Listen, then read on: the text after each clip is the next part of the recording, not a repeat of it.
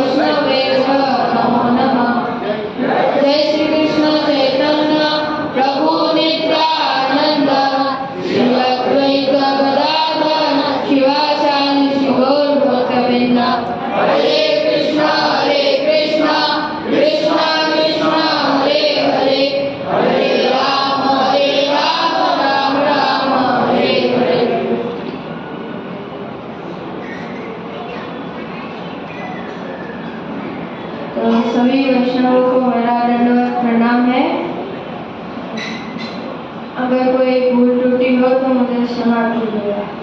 तो आज हम जगन्नाथ के कुछ लीला श्रवण करने जा रहे हैं। सबसे पहले मैं जगन्नाथ जी और रघुदास के बारे में कुछ लीला बताऊंगा। एक बार रघुदास नामक भगवान श्री रामचंद्र के भक्त जगन्नाथपुरी आए थे। वो एक दिन जगन्नाथ के दर्शन करने निकले। जब वो जगन्नाथ दर्शन करने गए तब उन्होंने देखा श्री रामचंद्र, छोटे भाई लक्ष्मण और माता सीता। तब रघुदास को दृढ़ विश्वास हो गया कि भगवान जगन्नाथ भगवान श्री रामचंद्र के समान है। तब रघुदास मंदिर रोज आने लगा। एक दिन रघुदास भगवान जगन्नाथ के लिए माला बनाकर ले जा रहे थे। उन्होंने पुजारी को बोला कि भगवान को ये माला चढ़ा दो, लेकिन पुजारी ने वो माला नहीं चढ़ाया। क्यों न वो माला केले के पेड़ के छाल की डोरी से बनाया गया था। इसलिए उस पुजारी ने रघुदास को मंदिर से बाहर निकाल दिया। फिर रघुदास बहुत निराश हो गए और वहाँ से चले गए। उसी दिन संध्या आरती के बाद जब भगवान शयन करने जाते हैं तब उनको विशेष वेश पहनाए जाते हैं। जब भगवान को सजाया जाता है तो सब पुजारी भगवान को सजा रहे थे। जब बड़े पुजारी भगवान जगन्नाथ को फूल से सजा रहे थे तब फूल भगवान ग्रहण नहीं कर रहे थे।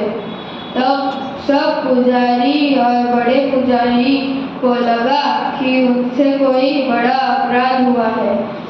परंतु कैसा अपराध?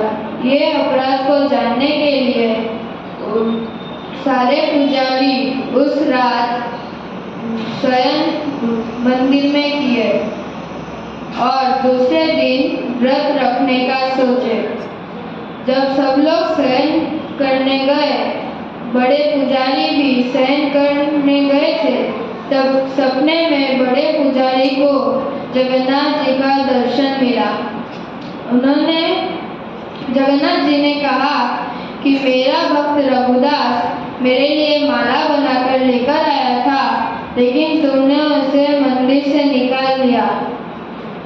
वो देखो अभी तक सोया नहीं, पूरा दिन रो रहा है। उसको जाओ बोलो कि जगन्नाथ तुम्हारा माला पहनना चाहते हैं। तब बड़े सारे पुजारी रघुदास के घर गए और उनसे कहा कि जगन्नाथ तुम्हारा माला पहनना चाहते हैं। तब रघुदास खुशी में नाचने लगे कि भगवान मेरा माला पहनना चाहते हैं। जिससे रघुदास ने एक और अच्छा माला बनाया और जगन्नाथ को पहनाया। एक बार जब रघुदास का तबीयत खराब हुआ था तब एक बार जब रघुदास का तबीयत बहुत खराब हो गया था तो उनका घर कोई साफ करने वाला नहीं था। बहुत दिन से उनका घर गंदा पड़ा है। तभी एक छोटा बच्चा उनकी सेवा करने आया। वो घर साफ करता था, भोग बनाता था, रघुदास का सेवा करता था। फिर जब रघुदास ठीक हो गए तब वो बच्चा रोज रघुदास के साथ खेलने आता था। तब रघुदास ने पहचान लिया ये कोई नहीं बस भगवान जगन्नाथ है। तब रघुदास ने जगन्नाथ से पूछा, भगवान आप ऐसे नीच काम क्यों कर रहे हो? आपसे मैं सेवा पाकर मैं अपराधी बन जाऊंगा। आप चाहते तो आसानी से मेरा रोग सही कर सकते थे, लेकिन आपने ऐसा नीच काम कर मुझको अपराधी क्यों बनाया? तब उत्तर देते हुए जगन्नाथ जी बोले, रघुदास मैं तुम्हारी सेवा इसलिए कर रहा था क्योंकि तुम कुछ दिन बाद नहीं बचने वाले थे। इसलिए मैं तुम्हारा सेवा कर तुम्हें अच्छा करना चाहता था, क्योंकि तुम मेरा नाम पूरे दुनिया में फैला सको और मेरे भक्त बना सको। तब और हाँ, जगन्नाथ ने बोला, और हाँ, अगर जैसे मेरे भक्तों को मेरा सेवा करना पसंद है, वैसे मुझको भी तुम्हारे भक्तों का सेवा करना पसंद है। और एक बात है कि जगन्नाथ को प्रसाद के बाद पान क्यों खिलाया जाता है? तो एक बार जब रघुदास पान बनाकर मंदिर ले जाते थे, लेकिन मंदिर में पान का भोग नहीं लगाया जाता था, इससे रघुदास निराश होकर आ जाते थे। तब से उसी रात दो नौजवान, उनके घुंघराले बाल थे और कानों में कुंडल थे, तो उन्होंने रघुदास से बिना कोई दाम में पान चाहा, तो रघुदास ने दे दिया। ऐसा बहुत दिन चलता रहा। एक दिन बलराम दास नामक मंदिर का सेवक रघुदास को ऐसा करते देख लिया। दूसरे दिन बलराम दास ने रघुदास से पूछा कि तुम पान का कोई दाम लेते हो क्या? तो रघुदास ने कहा, नहीं, मैं कोई दाम नहीं लेता। तब बलराम दास ने कहा, आज रात तुम पान का दाम लेना। तब जब वो नौजवान उस रात को आए, तब रघुदास ने उनसे पान का दाम मांगा, लेकिन उनके पास कोई दाम नहीं था। तो उन्होंने अपना चद्दर रघुदास को दे दिया। दूसरे दिन मंदिर में जगन्नाथ और बलदेव का चद्दर गायब था, जिससे राजा बहुत चिंतित हो गए और बलराम जी के सपने में आया। बलराम जी के सपने में जगन्नाथ जी दर्शन दिए और बोले कि वे दो नौजवान मैं ही था, तुम जाके रघुदास से मेरा चद्दर ले लो और राजा को दे दो। और एक बार लक्ष्मी जी एक चंडाल के घर गई थी, तो वहाँ पे जाने के बाद क्या हुआ वो श्रवण करेंगे। माघ महीने में लक्ष्मी जी का माघ महीने में उड़ीसा के आदिवासी लोग लक्ष्मी जी का पूजा करते हैं। तो लक्ष्मी जी जगन्नाथ की अनुमति से मंदिर के बाहर जाकर भक्तों के घर घर परिदर्शन करती है। वह एक ब्राह्मणी के रूप में हर घर में जाती है और उनको आशीर्वाद करती है। वो एक बार एक वणिक गृह में गए और वहाँ पे देखा कि सब लोग सोए हैं, कोई आरती नहीं कर रहा है, उनका घर पूरा गंदा है, जिससे देखकर लक्ष्मी जी ने एक वृद्ध महिला से बोला कि उठो, स्नान करो, घर साफ करो, लक्ष्मी जी का पूजा करो।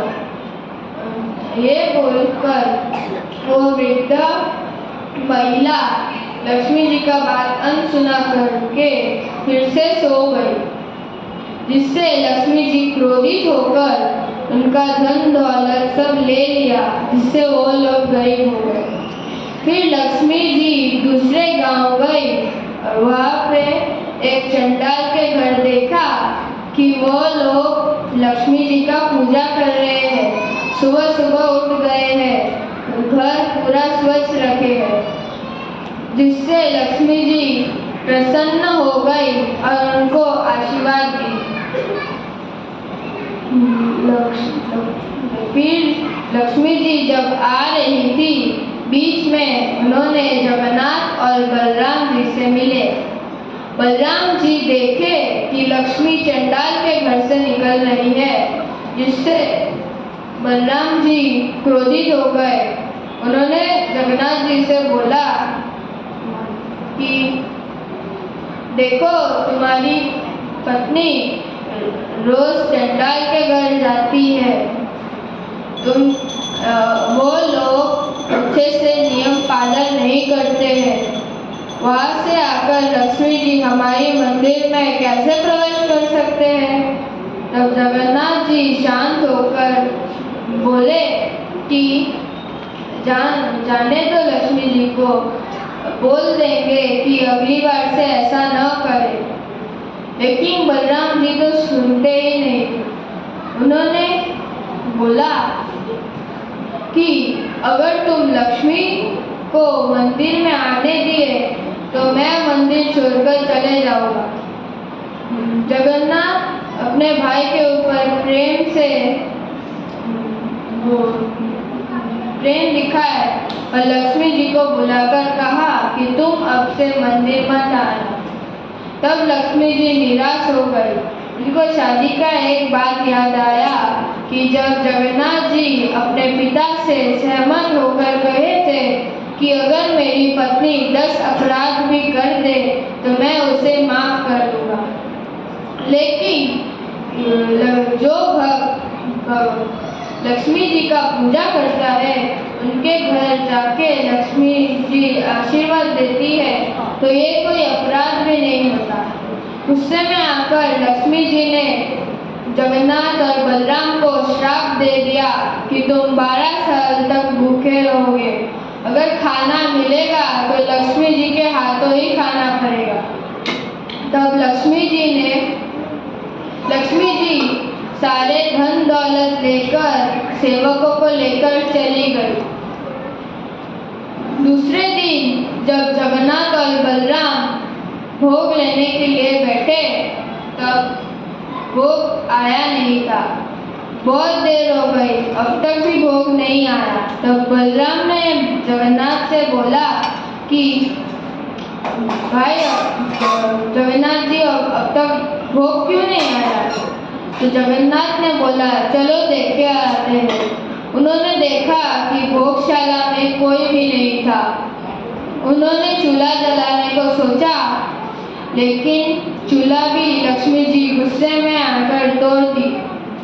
तब उन्होंने भिक्षा मांगने की सोची। वो हर घर जाते थे, लेकिन कोई भी उनको भिक्षा न देता था, जिससे वो लोग बहुत भूखे रहे। तभी वो एक मंदिर में देखे कि वहाँ पे प्रसाद वितरण हो रहा है। तो जगन्नाथ और बलराम जब वो प्रसाद लेने गए, परंतु ऐसे जोर का हवा आया कि सारा प्रसाद नष्ट कर दिया, नीचे गिरा दिया। तब जगन्नाथ और बलराम निराश होकर दूसरे गांव जाकर भिक्षा मांगने लगे।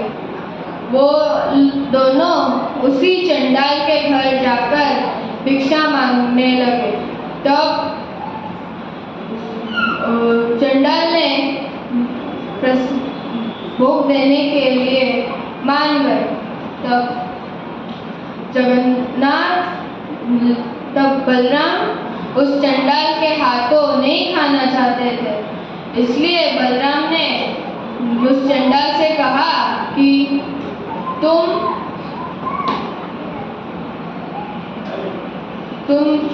हमें खाना बनाने का सारे वस्तु दे दो, हम खाना बना लेंगे। तो चंडाल उस बात पर भी हाँ कर दिया। तब चंडाल ने नया मिट्टी का बर्तन, लकड़ी सब ला लिया।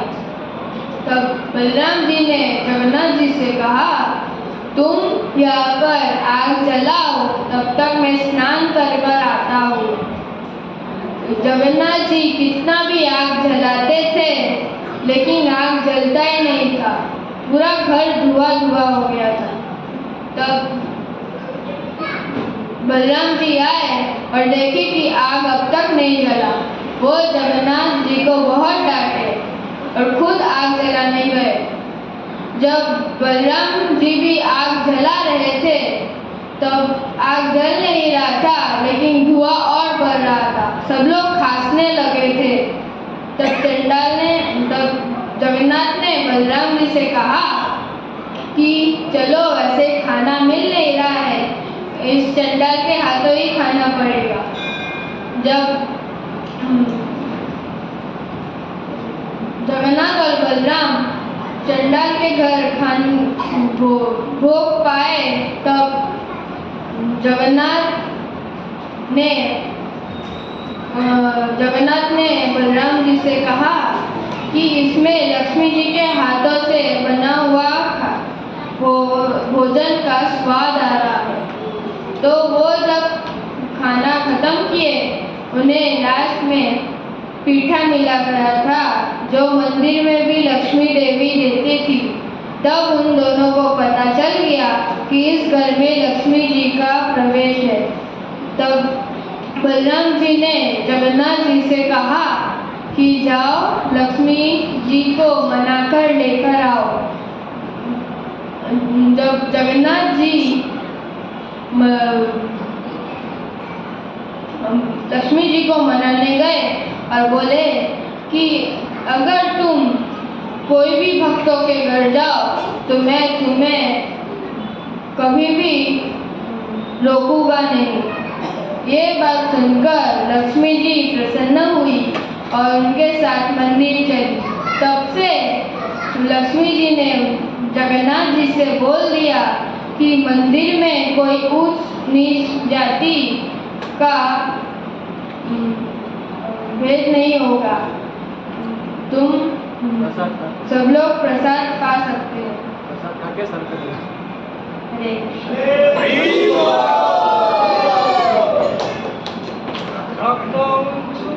जय